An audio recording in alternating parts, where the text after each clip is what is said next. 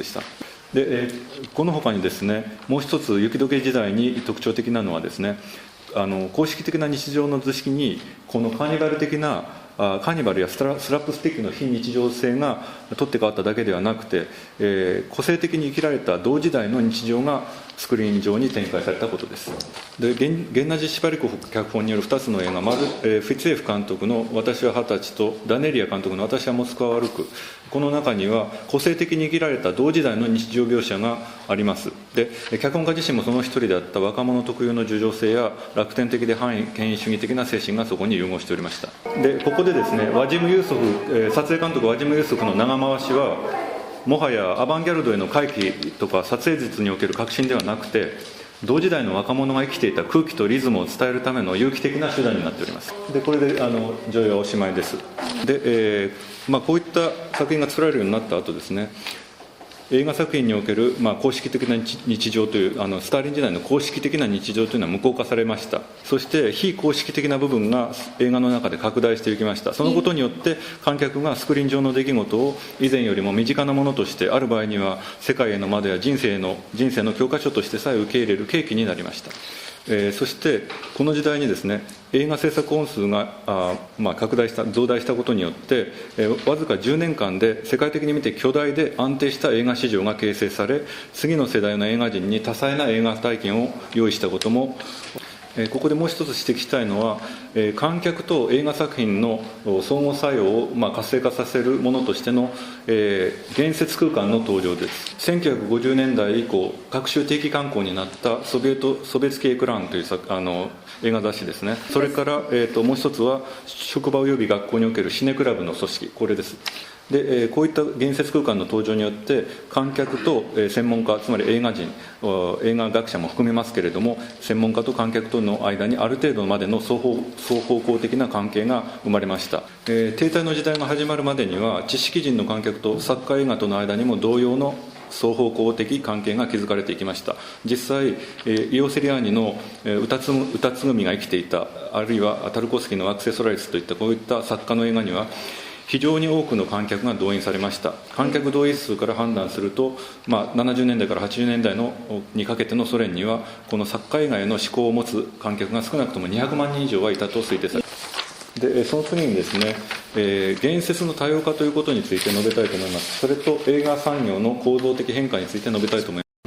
その2つは密接に結びついていますから、まずその映画産業の構造的変化について述べます。モスフィルム、レンフィルム、ゴールキー映画スタジオといった大規模中規模な映画スタジオ内部には、この時代いくつもの創作班、フドジスタビネ・オビジェニエニがそれぞれジャンルやテーマ的な差別化を行うという、そういった目的で存在していました。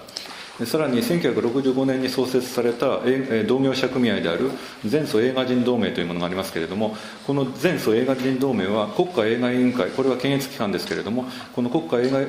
委員会と映画人との干渉地帯としての役割を果たしました。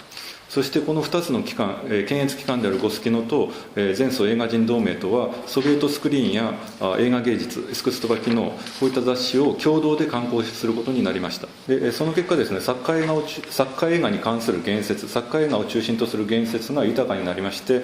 この結果そのエスクストバ機能内部などでは、映画美学上、ドラマ剣上の諸問題が政治よりも論じられるようになってくると。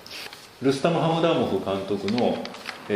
終作ですね。でこれはサイレント映画を模倣しておりまして、音楽しか音は入っておりません。でこういったものが教育機関の内部で1967年に作られていたということがあります。ブギークですね。で、こういった、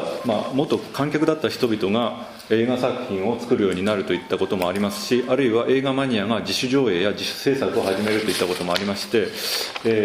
映画文化内部での相互作用というのはここまで創造的に変わっていったわけです。でこうした非公式的部分の拡大が映画文化の構成要素間の相互作用を水面下でさらに多様化させ活発化させていきました。興味深いのはこうした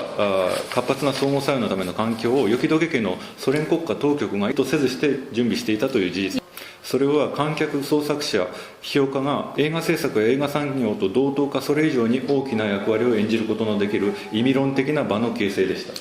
で雪解けから停滞の時期にかけて形成されたそういった映画文化の在り方というのは、実は検閲をはじめとする映画制作の統制的側面を除けばすでにポスト冷戦型の西洋型でした。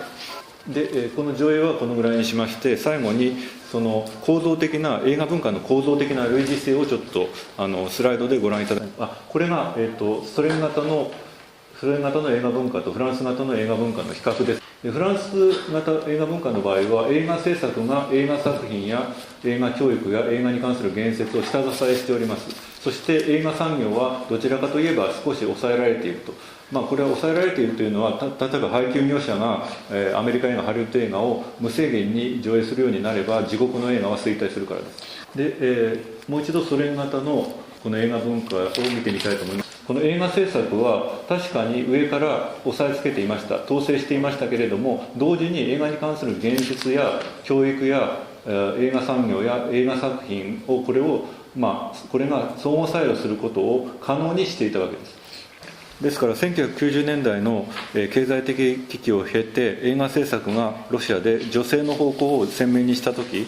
若い世代のロシア人映画作家たちが西洋の映画祭で注目されたことは偶然ではありませんでした。で結論として言いますと、こういった映画文化は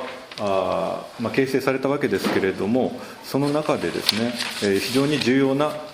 意味を追っていたのは、観客によって映画自体に結びつけられた非功利主義的な価値と意味であったということです。